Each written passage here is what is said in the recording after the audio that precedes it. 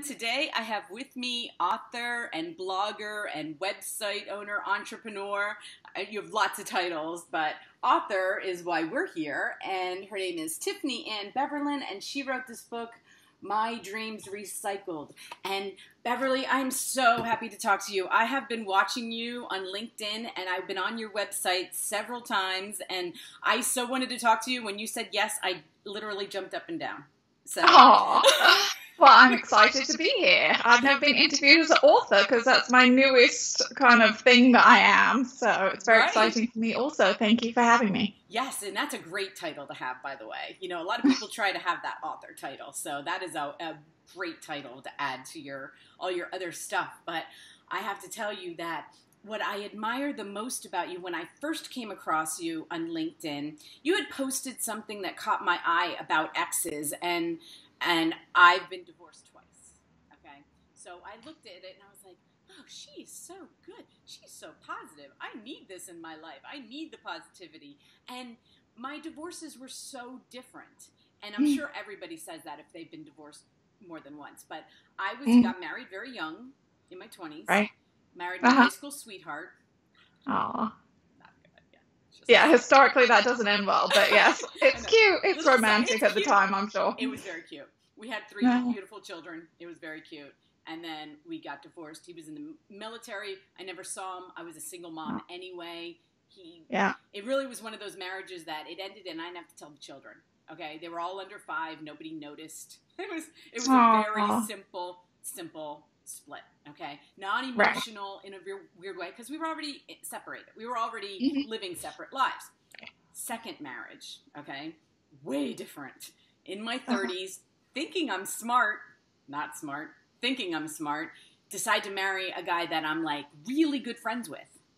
Okay. Because I decided that, I went for the love thing. That was my 20s, thinking I should marry for love.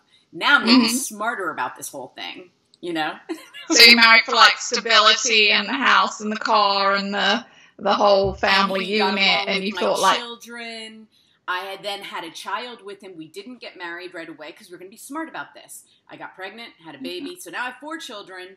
But now we're like, okay, well, we're already acting like a family. He's over every night. We're already doing family things. Why not just solidify this? And he wanted more children. And, he wanted more children. We hadn't decided that. But anyway, so we get married. And 14 years into the marriage, it's just, my mom got diagnosed with cancer. I moved out. She was in Jupiter, Florida. I went down there to help her. It was already going bad. And it was one of those things that it was devastating because I really did not want to get divorced again. And I'm sure you hear that all the time from people. I do hear that. I hear that people the second time actually stay in worse marriages longer almost because they're just like horrified. They don't want to accept that they are getting divorced again. It's like the shame and the guilt and all the horrible words that we should remove from our vocabulary about divorce. But that's how a lot of people feel, which is very normal. Yeah. But I did so I when I got your book, I'm like, I did some of your things. Like, I went to the lawyer because I knew he was already, and it was like I lived your life. He was a very wealthy man. I never saw the finances. I had no access to finances. Okay. When I went to my lawyer, she was like, I need your income tax returns. I was like, I don't have access to that. She was like, what are you talking about? I'm like, I've never signed an income tax return. I've never seen it. I don't know what he has. I know how we live, but I don't have access to anything. Okay. Right. Which is very, very common. And we kind of glaze over this and then we're embarrassed about it afterwards. But I put all mine in my book because it's like, if it doesn't help someone else, then it's not, that's why it helped me, because I was like, I don't know anybody like me. It was embarrassing. It was embarrassing to be in a marriage that long and say to somebody, I have no idea and I have no access. And I have this big house that I cannot afford without him. And so anyway, she says to me what you say, go get your ducks in a row, go do this. Well, I couldn't do it. I mentally could not. I felt like I was lying. I felt like I was living this lie. Yeah. You know what I mean? You felt deceitful going behind his back to try and get the records and get everything, which is normal too, but I mean, I don't know the rest of your story, but I'm going to guess that probably didn't end so well. No, because I couldn't be deceitful enough as my lawyer wanted me to be. And so I was like, no, I'm going to rise above this deceitfulness, and I'm just going to tell him.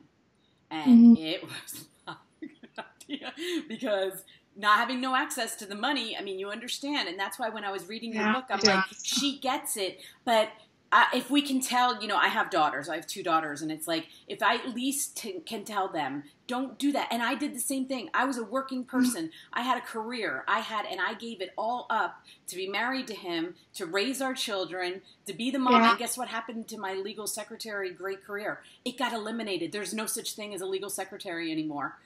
Yeah. No, and also nobody wants to hire you when you haven't been in the workforce for a decade or more. They're like, where were you? What were you doing? And you're like, well, I did diapers, I did a lot of errands, I did cleaning. PTA chair, I made like ribbon into seahorses in the cafeteria. I don't think that's a job.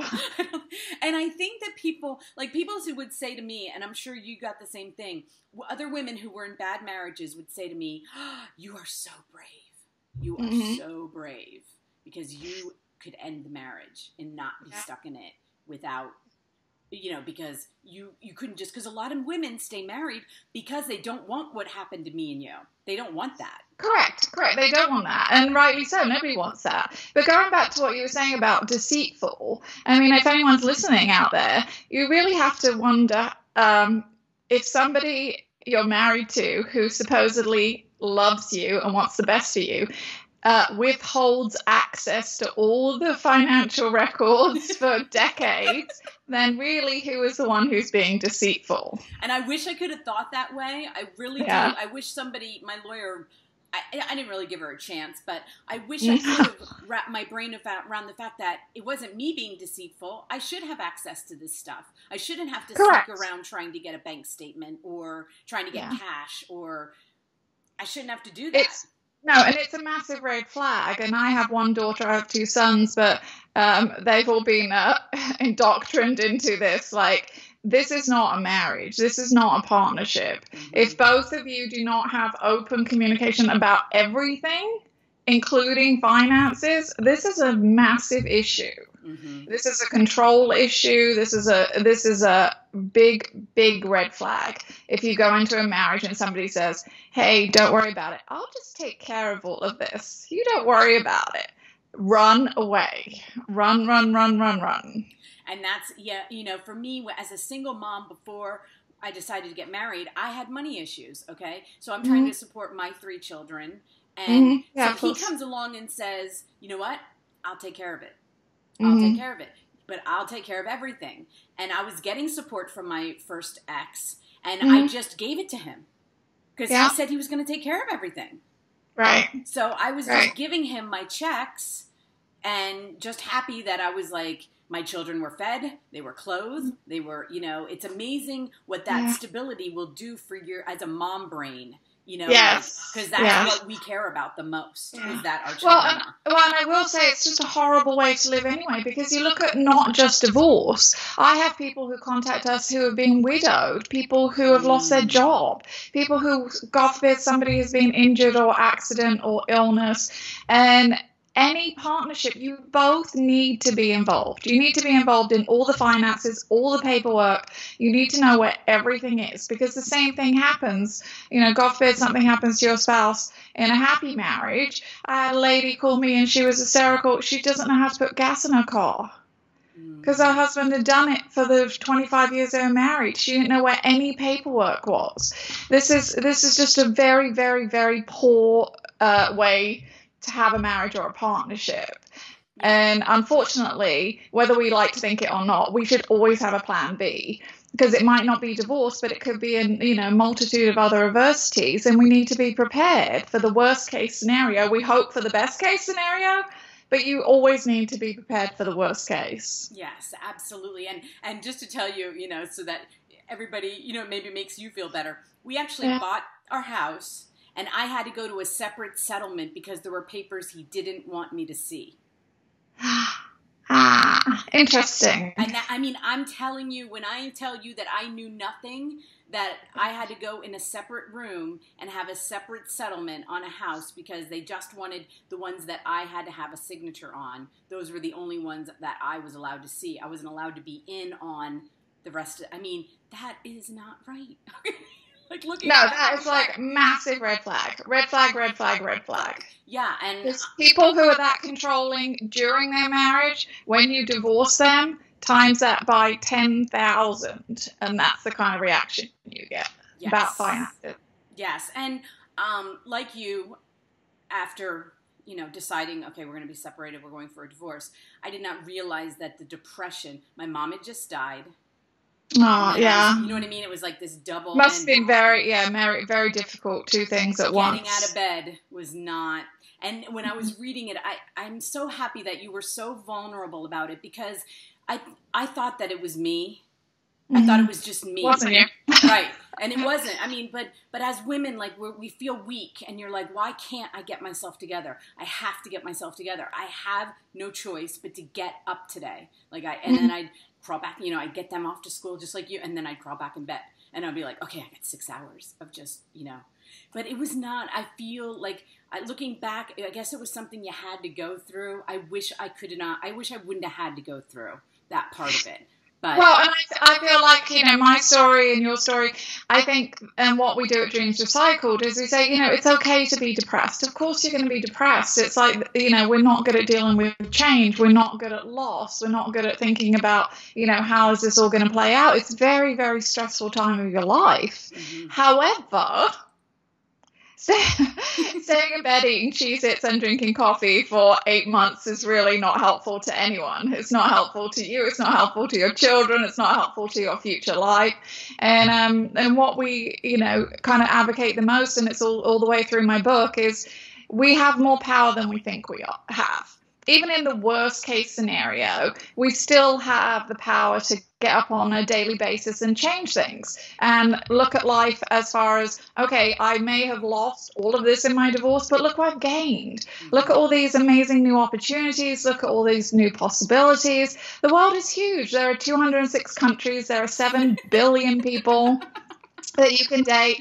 And there's just always something new and exciting. And if you really kind of retrain your mind to think in the positive and the possibilities, you can get out of bed quicker, you can feel better, and you can empower yourself by just taking back control. Because an awful lot of us during our marriage, men too, I talk to a lot of men in the same situation, live under this kind of umbrella of this control. And so one part of the getting out of these relationships and moving on that I talk to a lot of people about is quite often when we've been in that kind of relationship, we actually have completely lost our identity. We don't know how to function. We don't know how to do finances. We don't know what we like. It's in the book, and it was one of the defining moments. I went on a date, and a man said to me, Tiffany, what do you like to do? Such a simple question, right? And I kind of went, well, I like to go to the beach with my daughter. I like to go to the movies with whatever. And I listed off this whole string of things about my children. And he just said, like flowers could be, he was like, you didn't tell me one single thing you like to do. You just told me what your children like to do. He's like, what do you like to do? Like you, Tiffany, only you. And I was like, and I literally could not answer the question. Right. Because I had no idea. Right. I had just gone along with, everything for my ex-husband, everything for my children, everything for his family. And I had completely lost myself in the process. I didn't know if I liked sushi. I didn't know if I liked hamburgers. I didn't know what I liked, because I was just pleasing everybody else to the point of that I didn't really exist anymore. And so you get through your divorce, or you're in your divorce and you're dealing with the change, but you're also, struggling to kind of remember who you are. And that itself is a massive journey. Yes. And going through the divorce, my divorce took 2 years. Okay. Yeah. And, the shocking part about my divorce, my ex-husband is involved in a family business. Okay. And, when they subpoena all these documents about his finances, because that's how it has to get figured out. And I found out about gifts I didn't know about from his family, like stuff. But guess what? I didn't have, even though my name would be on those checks, I had nothing. I had no rights to it. And for everybody out there who's going through this kind of thing, first of all, you should never get checks that you don't know about for Christmas and not know about. Like, that's just a ridiculous thing. Anyway, Yes.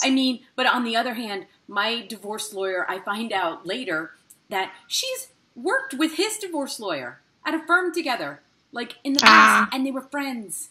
And you have to be so careful, because I felt like our divorce was this, they had a bunch of divorces together. So if you give me on this divorce, I'll give you on that divorce. It felt like it was all like a play, kind of, and there was nothing I could do about it. He was paying my attorney's fees.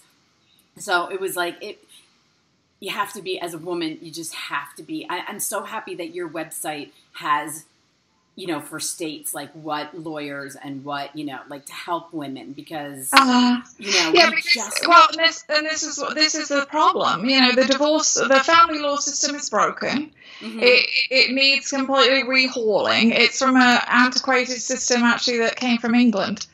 Don't blame me.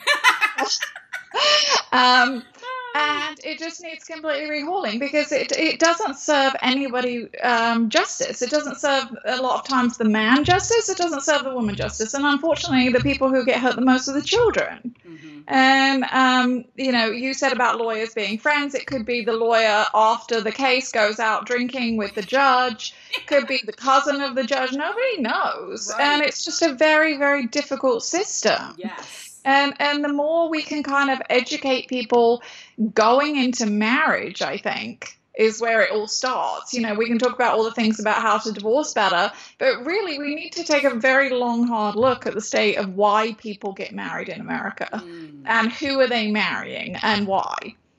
And I'm about to start a series of speeches in colleges, and it's the speeches are going to be on 6,000 what I learned about marriage from talking to 6,000 divorcees, because I've spoke to 6,000 divorcees, believe it or not, the last 3 years. And if we could just go back and explain to people, like, you know, these are the red flags. You will end up divorced from this type of person. You know, these are not reasons to get married. As you said at the beginning, you know, you married somebody for friendship. This is not going to last. Right? You know, you marry somebody for stability. Usually this is not going to last. There are only, you know, the odds are already stacked against us, 53%. So if we're not even starting out marrying the correct kind of people for us, or understanding what a healthy relationship is and what it should look like, then there's no wonder they all end up on my website at the end of the day. And as much as we love everyone on our website and we want to help them, it would be even better if we could get them when they were very young and explain to them. I am so happy you're doing that. I did not know that. And that is so awesome, because looking at my daughters, when I see them in relationships, okay, I see what they saw in, you know, what they saw growing up. And, you know, it's really difficult because I'm their mom. Okay, first of all, so it's like I say to them, I know, I can see what you're doing. Okay, I understand it, but I'm their mom. So like, if to have somebody like you telling them, okay, this is healthy relationship, because as they're in their 20s now, my one daughter's married and has children. The other daughter is dating somebody from high school, and she's in her 20s. But I mean, they don't want to hear it just from me, but it's like, I wouldn't have heard it from my mom either. I needed to hear it. Oh, we didn't talk about it. Yeah, we need to hear it from outside, and there's nothing that's teaching them in school. Like, okay, so this is a healthy relationship. This is what, you know, a broken relationship looks like. This is what a healthy relationship looks like. Because there are things to learn. It's not natural for us to know. And when other friends start getting married, no, and it's not natural for us to know. And it's also, unfortunately, I actually just wrote a blog about this in Huffington Post a few weeks ago. We, by nature, whatever we see growing up is what we think is norm. And so we have, you know, generations and generations of children who either morph into one of their parents or marry technically somebody like one of their parents. And as we can't choose our parents, we can't necessarily say that this is healthy. And so part of my speech is a kind of description of how if you grow up in a house eating Nutella on your spaghetti. Anyway, but if you grow up in a house that eats that, you will grow up thinking that is normal. Mm-hmm. You will grow up coming to find comfort in that, going home and wanting that. And that's what we do in a dating situation. Even though you see other people ordering spaghetti with red sauce or meatballs or whatever, mm-hmm. you're going to think that's odd because that's not what you grew up with. Right. And this is what we do in relationships. And when I actually talk to, the divorcees, a lot of times this comes out, that they start to kind of see the patterns and that they married, somebody just like somebody. Mm-hmm. Or they had inadvertently become just like somebody. And then it talked about second and third marriages. This is why the rates go up even higher, because we're not smart enough, even after we've had a horrible marriage and a horrible divorce, to make better choices even after that. We tend to just gravitate back to the Nutella and spaghetti, which is so horrible. I went to counseling after my second divorce, when I was going through my second divorce, and she actually had to show me on a whiteboard, because I thought they were two different men. And she was like, they are the exact same man. And she put it on a whiteboard. And I was like, oh, they are the same man. Like, I thought I married two completely different men, but I didn't. Yeah. And it's so common. Yeah. But that's kind of what, one of the things that I'm working on, like these speeches for colleges, because I feel value on that. And I feel like, what is the point of us helping all these divorcees if we're then not using this information that we're collecting and this it's actually almost like an algorithm of what ends in divorce. And so if we can teach this to college children, they're smart. There's a chance that they can get this before they enter these relationships, which would be fabulous. Yes. And, I think back, I have 3 children who are married. And when I think to myself, and they have families and all that, but it's like, I don't know where the state of marriage is really going. Mm-hmm. I really don't. I don't know, I never advise, I never say that's what you should do or that's not what you should do, because I don't feel like I know what you should do, or what it should. Well, and maybe that's the other thing we really need to work on, is explaining to our children happiness is not defined by the big white dress and the ugly cake and the hot, rubbery chicken at a dinner. That we really need to work on inner happiness and feeling whole as ourselves and following our passion and following our dreams and understanding that, everyone's version of happy should start just by themselves, because we are whole by ourselves. When we continue to look for other people to kind of make us whole, then this is a problem. Mm-hmm. And the more, same thing, the college kids, younger people that understand this before they get into relationships, the better choices they'll make, but also, ironically, the better people they attract. Because it tends to be two broken half people attract each other. Yes. And this doesn't end well. And and I tell people after their divorce, it's a big thing on Dreams Recycled. We advocate, date yourself for like a year. Mm-hmm. You can go on dates with other people, but do not attempt to have an actual relationship with somebody else, because you're not ready. And also, you really need to reconnect with yourself. You need to love yourself. You need to take time to put yourself first and really reconnect with yourself and figure out what you want to be when you grow up or after divorce. And we've been up for like 3 years now, so now we're finally getting to the place that we have people coming back and saying, you know what, I took that time off and now I found the love of my life, and they just like appeared. Which is the other thing. When you look, you can't find. And when you stop looking and you go about doing your own business and you're happy in yourself, you ironically will attract to you people who are fabulous.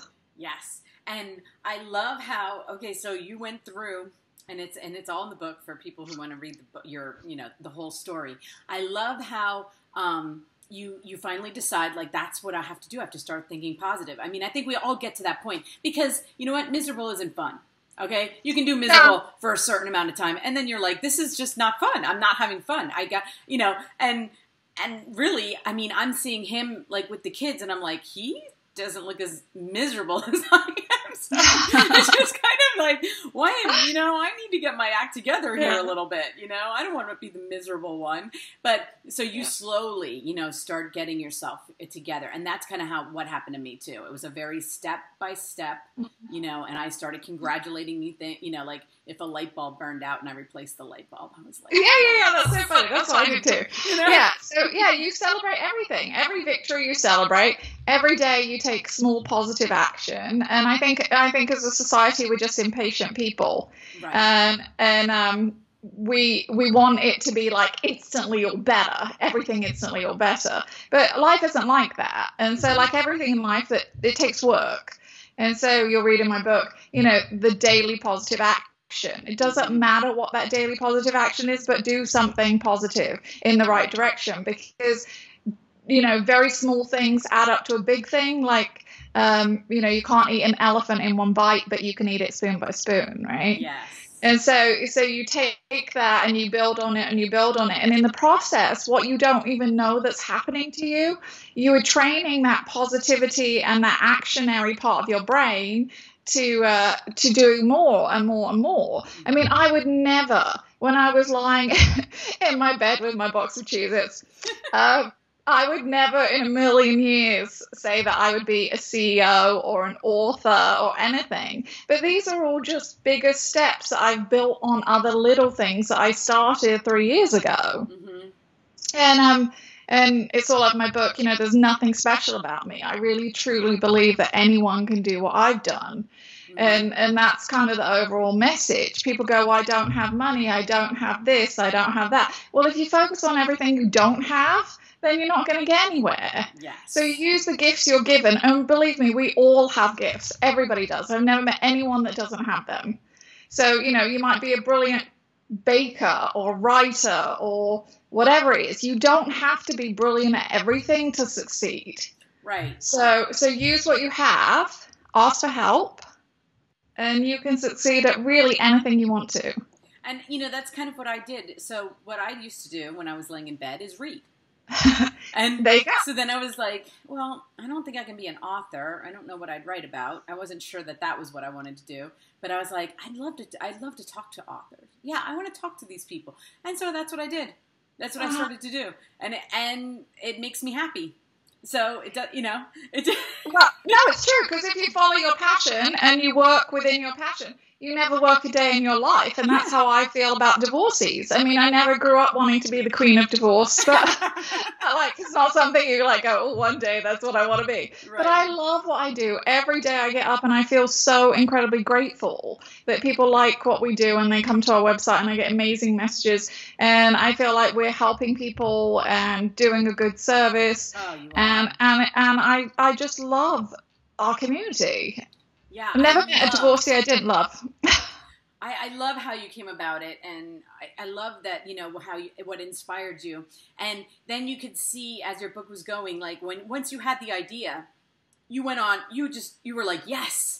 And then it got you up, and then it got you doing this. And then, before you knew it, you were working all these hours on, and it was making you happier and happier and happier. And I love how it kind of snowballed. And as you were getting happier, everything was clicking into place. Everything was working for you. And, and like you said, you were helping other people always makes you happier.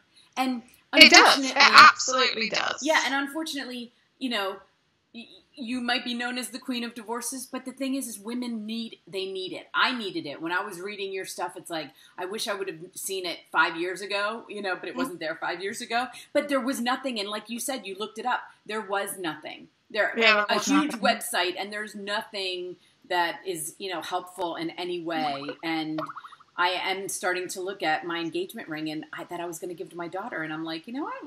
Why do I have this? She can get her own engagement ring. Maybe it wouldn't even matter to her, Well, and you wonder why, I actually even asked my daughter if she wanted mine. And she's like, no. She's like, I'll get my own. So, right, because we think that's what they want, but I wouldn't have wanted my mom's. It's like, I know. Okay. Would you want to wear your mom's wedding dress? Even worse, right? You know what? Nobody wants to wear. So you say that, but my mom's wedding dress is in my closet. Okay. But would you want to wear it? I don't know. That's what I used to always think after she died. And I got divorced. I was like, well, maybe I should hold on to it. But I'm not thinking the same way about marriage that I used to think before. So, I'm not convinced anymore that, I don't know. I just don't know. I was going to say, if you hold on to it, if you hold on to it long enough, it'll be vintage and it'll come back in fashion and it might be all right. She looked really good in it. I have to say that. I think that's why I held on to it too. But it's just, I start to looking at things around me and I'm like, I think some of this stuff is holding me down. Like, I didn't realize that I took a lot of the furniture. I moved out of the house because my lawyer told me to. And he got the big house because I couldn't afford it without him. And, she thought it was better. So I had to move the children into a townhouse. But you know what? They stay with me more. I mean, there's a big house 4 minutes away that he lives in. And, I thought they would just leave. I was so scared that they would take the house over their mom, Oh, no, children rarely will do that. But all those things, like, you get to answer, like, those things that women are so scared, they have your website now. They can ask other people, like, what should I do? What, because I know I'm not the only one in that situation. And also actually you bring up a good point. So I'm a massive advocate of getting rid of everything if you can afford to. I really believe that things harbor thoughts. And so if you walk through your house and, it's the sofa you used to sit on and watch football with your ex, or it's the, painting you bought on a trip. You might have liked these when you were married, but why do you still have them afterwards? Right. I really believe it's not healthy. I think it holds space and doesn't let other people come into your life. And even though you're like most women who are desperate to hang on to the marital home, I'm telling more and more women, why? Why do you want the big, huge marital home? It will kill you financially. Right. It's full of memories of your ex and your old life. And you should be focusing all your time on your new life and your new dreams. And I really believe that's harder to do if you stay in the house. And financial stress, even if you think you've won with the big house, the financial stress of trying to keep it is very unhealthy also. Right, because it does keep you in bed. Because I did the same thing. I'd see bills, until the settlement, and I didn't know what I was going to get. I would, be freaking out all the time, Did you just leave them in a big pile like I did? And let them stack up. So then you start this great business that is so fabulous. And so tell me, like, how is it going? Like, what is going on? Now I know, okay, you get to speak, like, that is amazing. Okay, to me, teaching our daughters this thing that we did not know. My mom did not teach. My mom stayed married to my dad till he died, but she did get remarried right after my dad died and went through a divorce.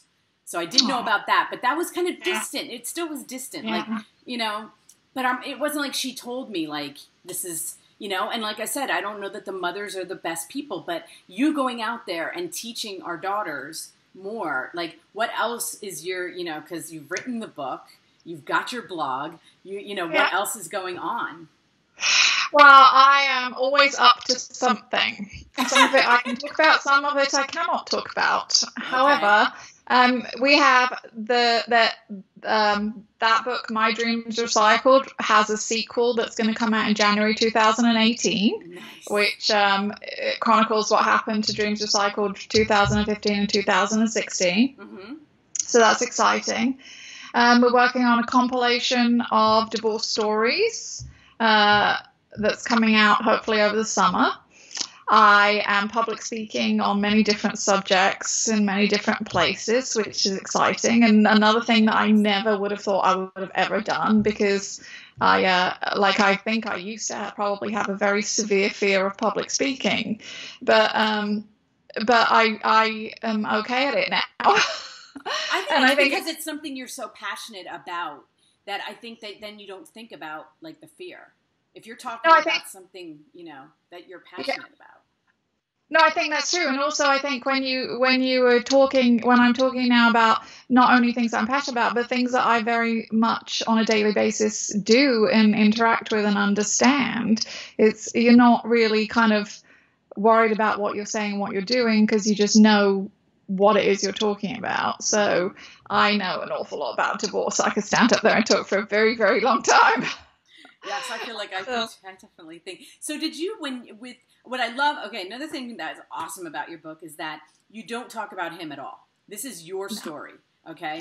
And and that's awesome because even though I like, as a reader, I'm like, I wonder what he did, Like you always want to know, like, what was his, because that's what we do. That's another thing is the blame game, like we blame, like, what this was, what that was. It's not healthy. It really is not a healthy thing to do. We do it, but it's not healthy. No, it's not healthy and it's not fair. And it's another thing that Dreams Recycled, we're trying to shift that away from divorce shame, divorce blame, divorce failure. I can't even stand it when people say your children are a product of divorce. Like all these horrible, horrible phrases, associations we have with the word divorce. Divorce is not a four-letter word. It's not a dirty word. It's not a failure word. Right. It's basically all it is two people who cannot be happy together choosing to be happy apart. Mm-hmm. How we've vilified this to be something so horrendous that then causes more murders and suicides than anything else in America is unacceptable to me. And it's one of the things that we're going to start working very hard to change in America. There's no reason for this. People have to understand that this is just an end of a chapter. This is not the end of their entire life, happiness, well-being. And your life definitely will be different. But if you really put some effort into it and work hard, you can actually make it a better different. There's a reason you weren't happy together. Most of the time it's equally so. Right. And I have people come to us and they're very upset because they feel so guilty because they were the ones that left. But I say to them, at the end of the day, if you were not happy, guaranteed, even if your spouse wanted you to stay, they were not happy either because they were not having their needs met. And so if we just could shift away from this whole thing, like, well, who did what? Did you cheat on him? Did he cheat on you? Who did, And that's nobody what everybody wants to know. Like, oh, was it? And even if you're the other woman that say you cheated, when I hear other women, I'm like, you still couldn't have been happy. You still couldn't have been happy. Even if he chose to leave and with another, say he chose another woman, right? Yeah. But you still couldn't have been happy because there had to have been something going on. Right. No, and cheating is 99% of the time just a symptom of the demise of your marriage. It's not the demise of your marriage. A lot of people can cheat and stay together, actually, but they can.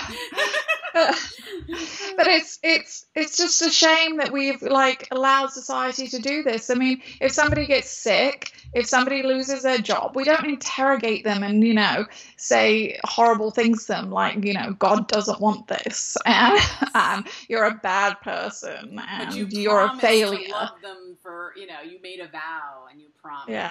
And how could you break your vows? How could you do that to your children? You're ruining your children.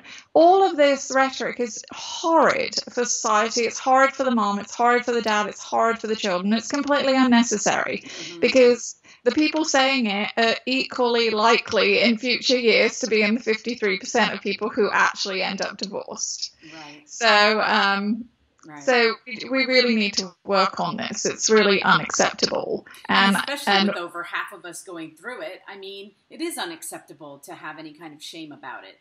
It's not in the minority. It's getting more in the majority of marriages because people get remarried and then there are more divorces and, higher percent in second and third marriages. Yes. Yeah. And the fact that unfortunately people feel so ridiculously hopeless and I guess helpless that they actually commit suicide over it is just heartbreaking to me. And almost every week I see it in the news and I just kind of propels us to do more and kind of reach more people and know that there's a place you can go. Mm-hmm.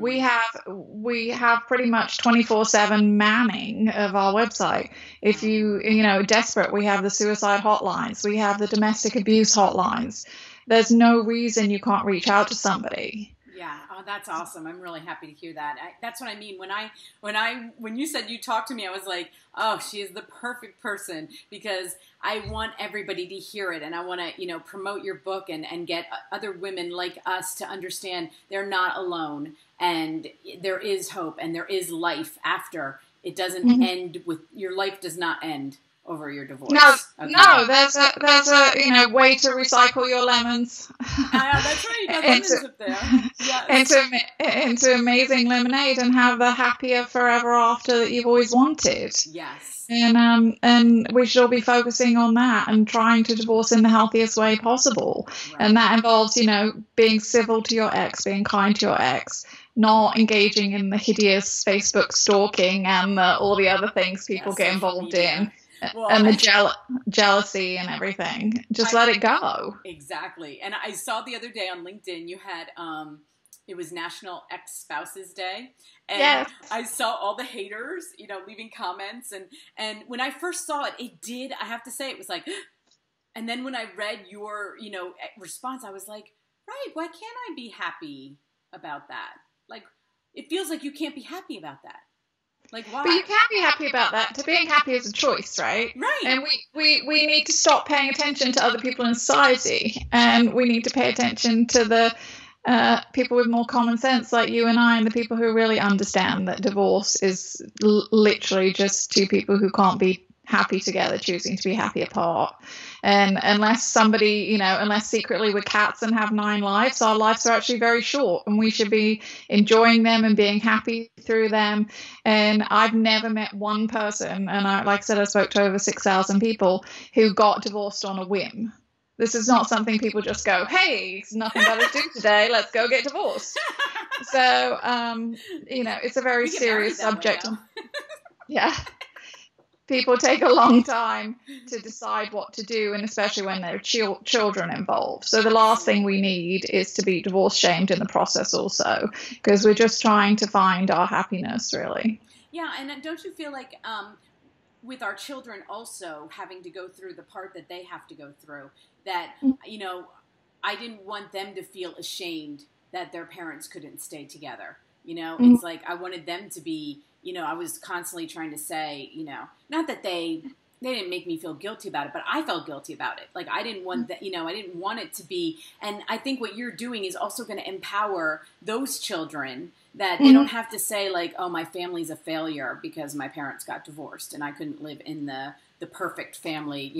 There's lots of perfect family scenarios, and it doesn't have to look just that way, No, it doesn't. And that's one of the other things we're working on. We have a children's book coming out at the end of the summer. Lots of books. That's awesome. And and that's why. And it's just everybody is impacted by divorce, and we're just trying to lessen the blow to everyone involved, because it really does. At the end of the day, it will eventually, I believe, the kind of movement of Dreams Recycled will change the way we think about it, and it will help future generations of children and understand that, this is acceptable, and that they can all go on to bigger, better, happier things. And it's also a good lesson anyway, because it teaches everybody resilience. Yes. And as I said before, you just never know. Everybody should have a plan B. We think we're going to live this perfect fairy tale life and nothing bad is ever going to happen. But that's not reality. Right. You look in every family, there's somebody sick, there's somebody who has an accident, God forbid somebody passes away. Right. And so nothing is forever, and we really need to work on just being more resilient and being more adaptable and accepting of change. And oddly enough, I think the children are much better at it than adults. And my children were. Yeah, mine too. And that's a good thing. But we need to make sure they keep that resilience, and they know that, if no matter what happens, you can always recycle that into a bigger, better dream, and you can always take anything and make it positive. Yeah. So that's what I teach my children. They're like very into positivity. Well, I am so happy to have met you, and I can't, like I said, I love you. I loved your book. It was so positive. It was so amazing. I couldn't put it down. I just had to know like how it all worked out for you, and I'm so happy that you're taking that sting out of divorce for everybody. I mean, that is such a gift. And you're giving, it empowered me. I'm 5 years out, okay? And I still see things that I need to be empowered about. I really do. it's a process. It really is. And well, that's lovely to hear. I'm very, very grateful that you liked it so well, and I'm glad that it's not just a book for somebody who's just going through a divorce. I mean, all of us need to learn. Even if it was 10 years ago, there are still things that you can think about and learn from and get empowered by. And I'm so excited about your website and everything that you're doing. It's so amazing. So thank you so much for coming on my show. I'm so thank you. It's been, and I will put all of your links underneath so everybody can find you, because you're everywhere. I am everywhere. And maybe, you keep me updated on your speaking things. I can put them on my Facebook and, on my LinkedIn. And so everybody can, I would love to see you speak. Exciting. Love to see you speak if you ever came up north in the summer. Yes. I was like, I have to go shopping. I could do that. Right. I hope you do. I hope this takes you so far. I'm so happy for you, Tiffany. No, thank you so much for having me. It's been lovely, Michelle, and I will hopefully talk to you soon one day. Yes, I hope so. I'll talk soon. Okay, bye-bye.